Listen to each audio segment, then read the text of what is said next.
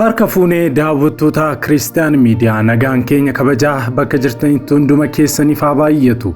Odeessa wayitaawaa galgala kanaaf isiniif qindeeffannee isiniif qabannee dhiyaanneerra hamma xumura qophii keenyaatti nu wajjin turaan affeerraa keenya. Daawwattoota keenya oduu simbirtuu qabna. Oduu simbirtuu keenya irraatiin daawwattoota keenya odeessa gaddisiisaa isin biraan kan geenyu ni ta'a. Yeroo jalqabaaf gara chaanaalii Kiristiyaan Miidiyaatti kan dhuftan subscribe gochuudhaan mallattoo bilbilaa gadi tuquu hin dagatina. Kana gochuu keessaniin odeeffannoowwan Kiristiyaanummaa akkasuma biyya keenya ilaallatan wayita karaa chaanaalii keenyaa gadhiifaman hunduma dursanii akka isin naqqabaniif isin gargaara.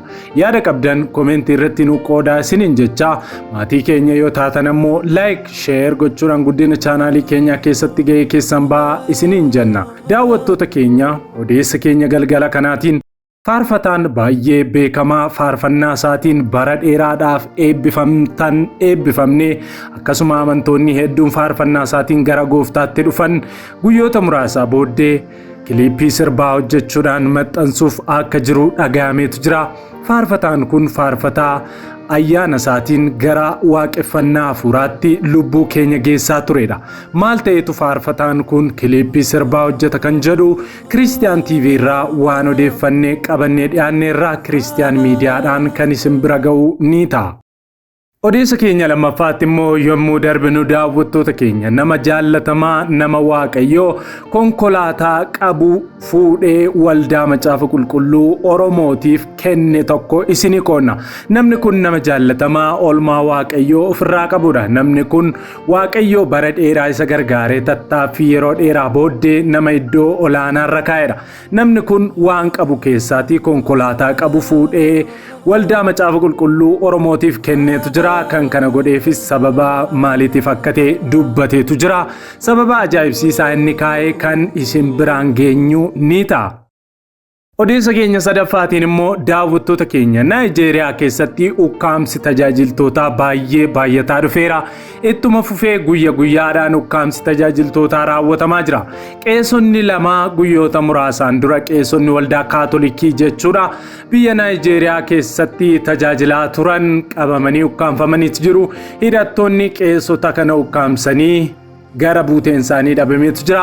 Maaliif kana godhan akkasuma ari'atamni Kiristiyaanummaa Naayijeeriyaa keessatti taasifamaa jiru kun hamma yoomiitti itti fufaa maalirra jira waan qindeeffannee isin biraan ni geenya. Kana malee xumura qophii keenya irratti immoo daawwattoota keenya faarfataa Salamoon Addunyaa ergaa inni karaa fuula feesbuukii isaa katabee ergaa barsiisaa tokko kan isin biraan geenyu ni ta'a. Hamma xumura qophii keenyaatti nu wajjin turaa isiniin jenna. Kallattiidhaan gara qophii keenyaatti wal wajjin hadabarru.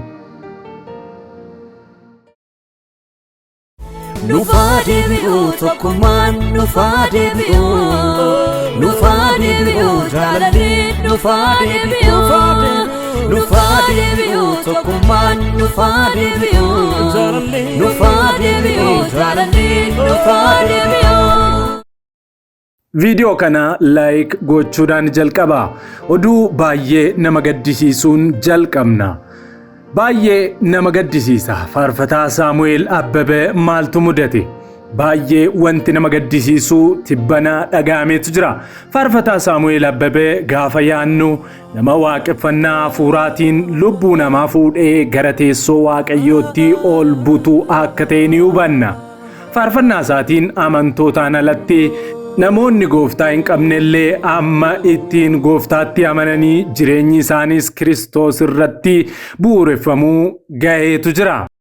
Faarfataan kun jireenyi isaa Kiristoos urgaa tureera. Faarfataa Saamu'eel Abbabee faarfannaawwan inni afaan Amaariffaatiin hojjete hedduu keessaatii tokko gurra isin buufnee walitti adeemnu.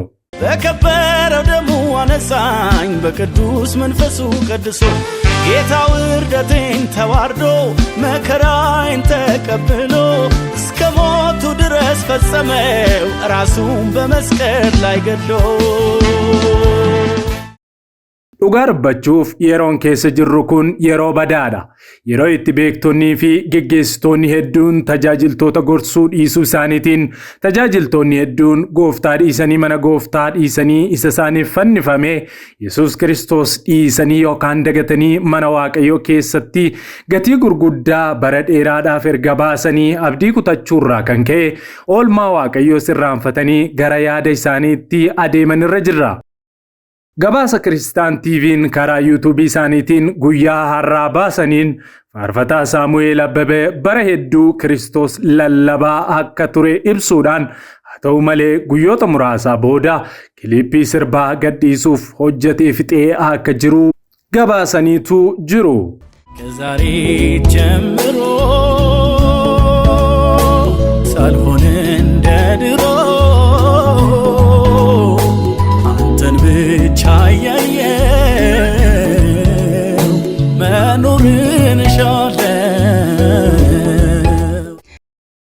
Muuziqaa isaas kan hojjete muuziqeessaa faarfannaa hojjetaa ture Daawit Mulugeetaa akka ta'es dhaga'ameetu jira. Oduu kana baay'ee gaddaa yeroo isin hin geenyu waldaan kiristaanaa tajaajiltoota haala kamiin qabachaa jirti kan jedhu yaada keessa galfamuun baay'ee barbaachisaadha. የሚተርፈው ሕይወት እንዲበዛልኝ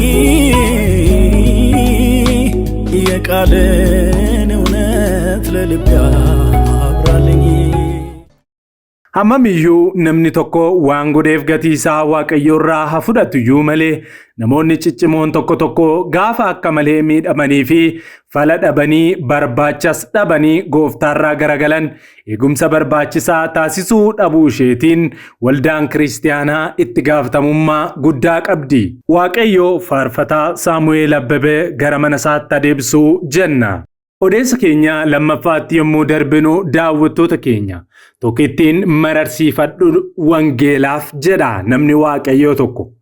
Ani konkolaataa lama hin qabu. Konkolaataa ani baay'ee mararsiifadhu haaraa isaa bitadhee oofaa ture tokkuman qaba. Kaan immoo dhaabbanni ani keessa hojjedhu kan naaf kenne konkolaataa koodii 4 kan waajjiraan qaba jedha. Garuu gaafan waa'ee waldaa macaafa qulqulluu Oromoo yookaan Oromoo Bible Society dhaga'e kaasee keessi koo boqonnaa dhabe. Laphee kootuu akkan waa godhu aara galfii malee na tuttumata. Garuu kennuuf qarshii bullaa harkarraa hin qabun ture. Gidduun sammuutti yaadi tokko na dhufe. Edaa qarshiin hin qabu malee konkolaataa garuu qaba. Konkolaataan kun ammoo yoon waldaa keenya kanaaf kenne caalbaasiif dhiyaatee galii guddaa argamsiisuu danda'a. Sanaanis wangeelli jireenyaa kun maxxanfamee saba koo qaqqabuu danda'a jedha namni ajaa'ibsiisaan kun.